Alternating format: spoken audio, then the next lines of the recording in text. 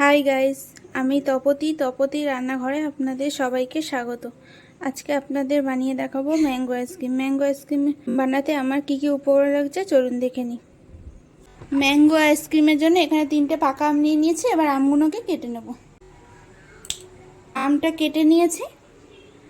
এবার আমগুলোকে মিক্সার গ্রাইন্ডারে দিয়ে পেস্ট করে নেব।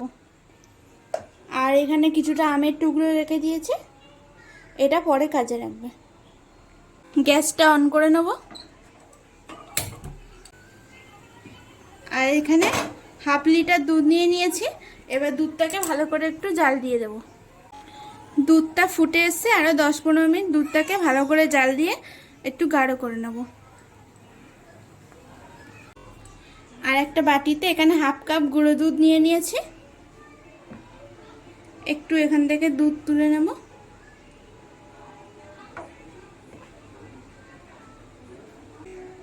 এবার এটাকে ভালো করে গুলে নেব। কড়ার গায়ে যে দুধের সরগুলো লেগে আছে এগুলো ভালো করে খুন্তির সাহায্যে নেড়ে দুধের সঙ্গে মিলিয়ে নেব।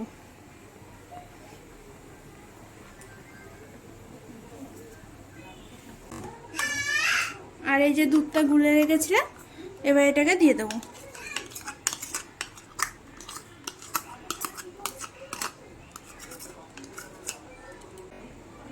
দুধটাকে এবার ভালো করে জাল দিয়ে নেব।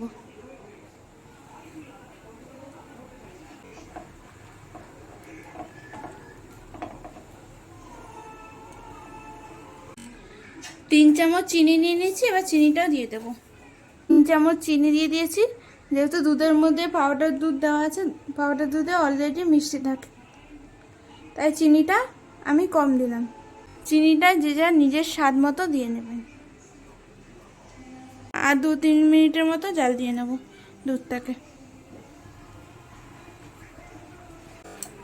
দুধটা দেখুন কতটা গাঢ় হয়ে গেছে। এবার গ্যাসটা অফ করে দেবো। এবার দুধটাকে ভালো করে একটু ঠান্ডা করে নেব। 400 গ্রাম হুইপ ক্রিম নিয়ে নিয়েছি। আর একটা ইলেকট্রিক বিটার দিয়ে এবার ক্রিমটাকে একটু বিট করে নেব।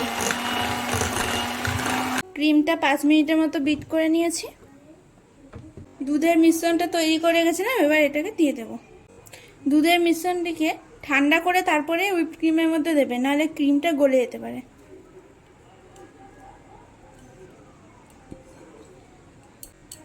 ক্রিমটাকে 3-4 মিনিটের মতো আরেকটু বিট করে নেব। একটা স্প্যাচুলার সাহায্যে সাইড থেকে ক্রিমগুলো মধ্যেখানে নিয়ে নেব।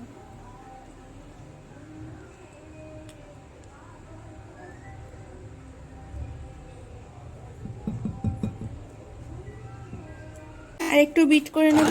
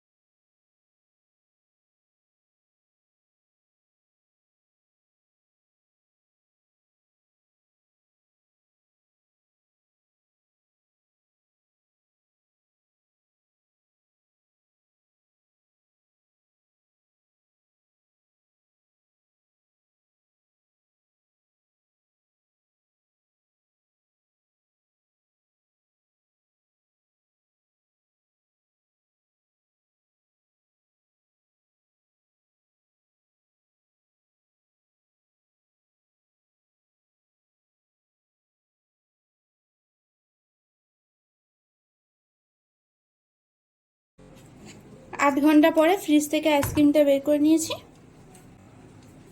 আর এই যে দুটো কাপে আইসক্রিম করে রেখেছিলাম, এগুলো বের করে নিয়েছি। এবার ঢাকাটা খুলে নেব।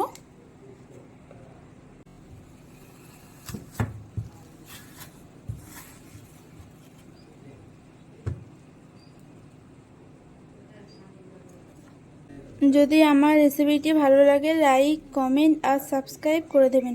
পাশে থাকা বেল আইকনটা প্রেস করে দেবেন যাতে আমার ভিডিও নোটিফিকেশন সবার আগে আপনার কাছে পৌঁছায়।